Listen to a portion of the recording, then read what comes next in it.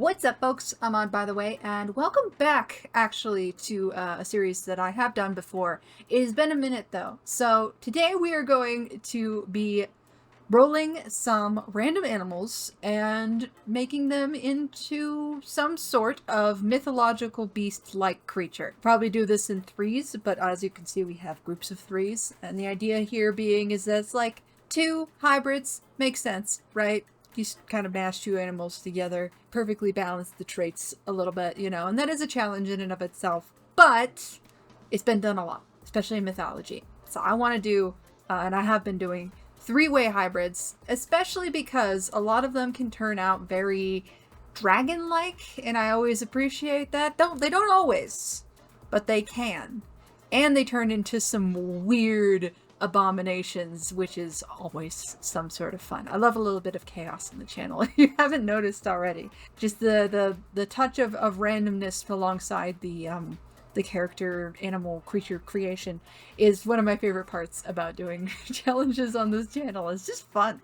And it comes up with some fun results, and I feel like some really interesting animal combinations I would have never otherwise thought of. So at that, let us just really dive right into it. I'm on this random list website that I've used before. As you can see, I have set it to draw 3 animals in this circumstance.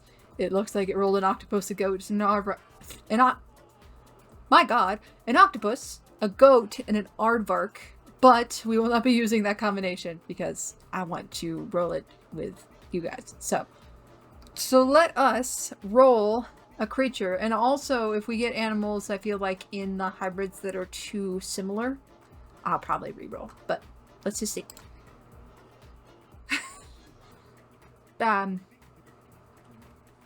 Okay, we're starting strong.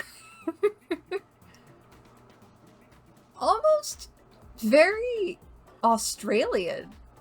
Because I'm pretty sure these green parrots exist in Australia. Koalas definitely do.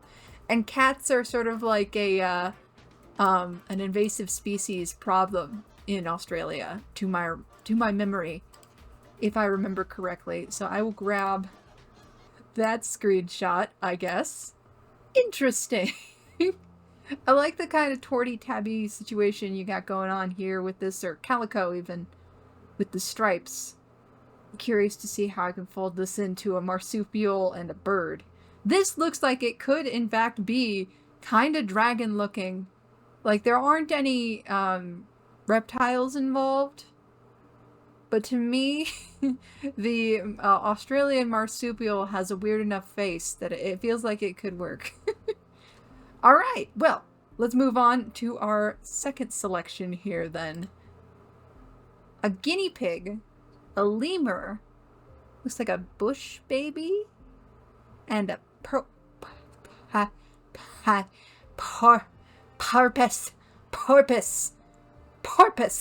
Sorry, my mouth did not want to say that word. Guinea pig, lemur, and a porpoise.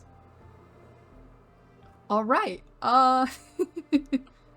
So we've got like little munchy rodent guy, a lemur, and a porpoise, which is just an illustration for some reason on this website, but whatever. I'll probably look up different reference images for these creatures as well. This is just to get us started. I wish I had more to say. I don't immediately see it. I'm worried these two might be too similar, but like at the same time, they're not, right? I don't know. Maybe I could go for one of those guinea pigs with the mohawks instead. I'm not totally sure. But then just throwing in the porpoise, like it's gonna be very cute, but what is it gonna be? Some sort of marine creature. Well, I don't know. Okay.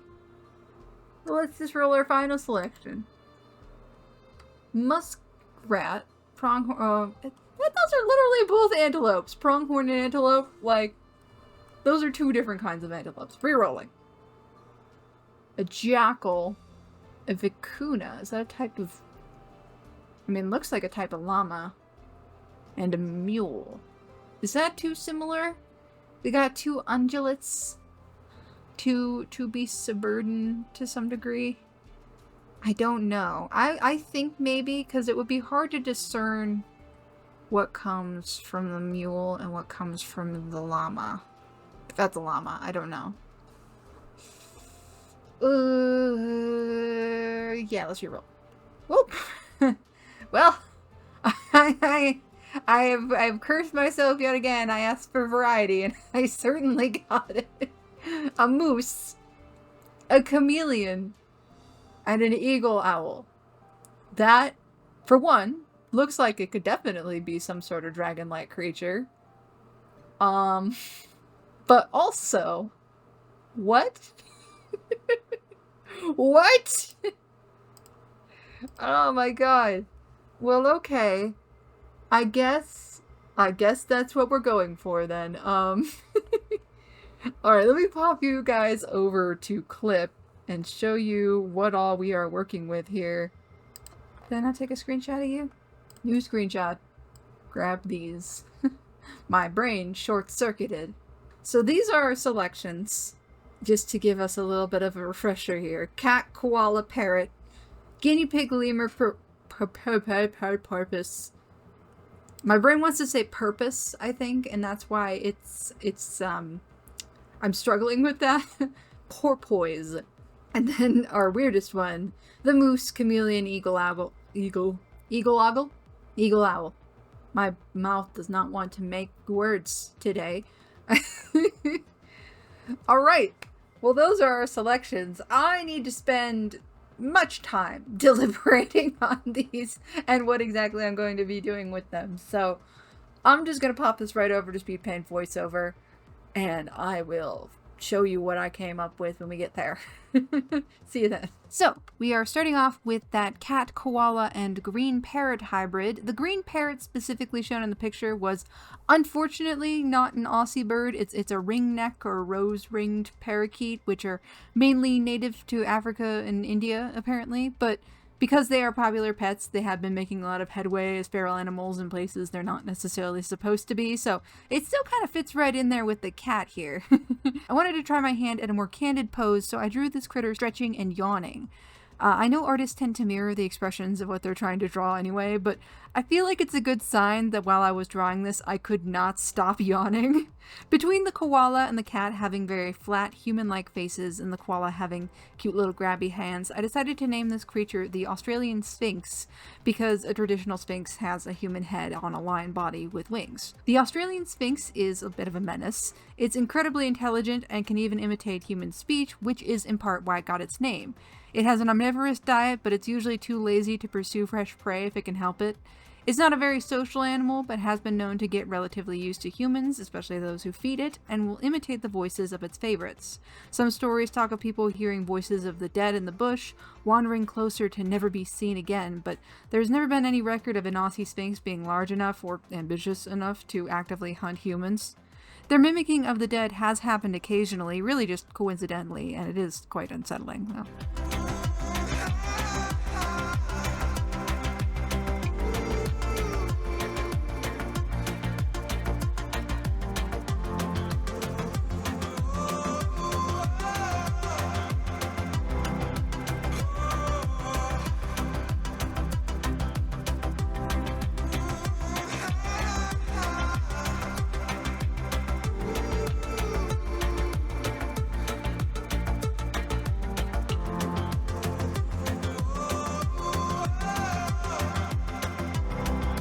Next up, we have the lemur, guinea pig, and porpoise cross. For the longest time, I could swear up and down to you that the porpoise was just a general term for marine mammals that weren't whales, like dolphins.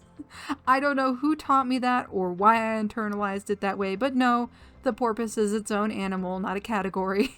The lemur in the pictures also appears to be some sort of mouse lemur, which is apparently a thing, not a bush baby or an eye-eye. Which, the fact that it already kind of looks a little rodent-like does not necessarily help its case in this hybrid. I use its big ol' eyes and more humanoid hands, but guinea pigs also have little bald grabby hands, so I don't totally know if it reads. Let me know what you think. Regardless, I named this critter the pocket mermaid because at least 2 out of 3 of the contributing animals here are apparently pretty small, and of course it's a marine looking creature. The pocket mermaid actually evolved back its front arms after its ancestry moved to the ocean to become purely aquatic mammals. Their main purpose seems to be gathering and crawling on the beach.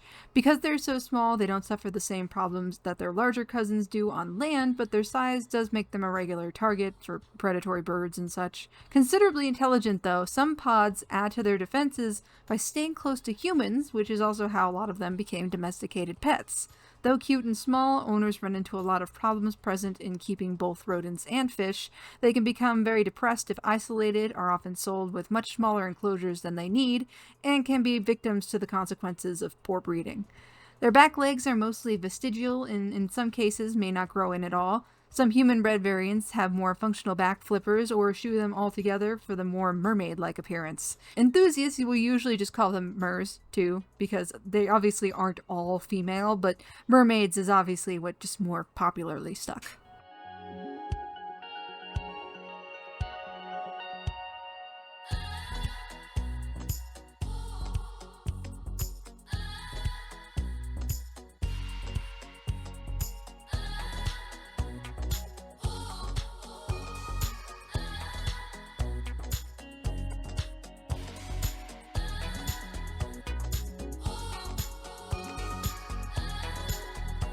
And finally, we have the chameleon moose and eagle owl hybrid, arguably the most dragon potential of the 3 by far, and definitely the way I leaned the most toward. I really like how the horns on the top of the head turned out. It's sort of a total cross between all 3 because it kind of resembles the eagle owl's head feathers, the ridge on the chameleon's face, and ties in the moose horns, of course. I gave this beastie some kind of dinosaur dragon vibes with more feathering on the middle part of their body and wings to sort of act as the moose fur too, like that pretty iconic sort of crop beard thing they get going on in the middle of their neck. I struggled with the tail a bit at some point, just figuring out how to texture and then color it in the little spiral. I haven't been fully on my A game this week. I've just been feeling a little wonky, so don't mind my struggle here. Speaking of struggle, I also struggled on naming this critter, but I ultimately just went for camouflage dragon, both because of the chameleon and because his pattern overall reminds me of camo. Also, just totally realized in scripting that I needed to fix the spelling there. That will be done in posts. Don't worry, it's right after this segment anyway. The camouflage dragon is a real event to see, as its name implies it's very well hidden. Not only do its green body and brown feathers act to fade it into the forest background, it can also shift its scales colors to blend in even more perfectly. It can also shift its color as sort of a defense mechanism to appear more poisonous or to impress a mate. The easiest time to see them is during the mating season in the spring, where all the males show off their bright colors and spar for attention. The smaller horned females are even harder to see, and if you have even caught a glimpse of their babies, and live to tell the tale of course, they are massive and quick to defend themselves and their babies.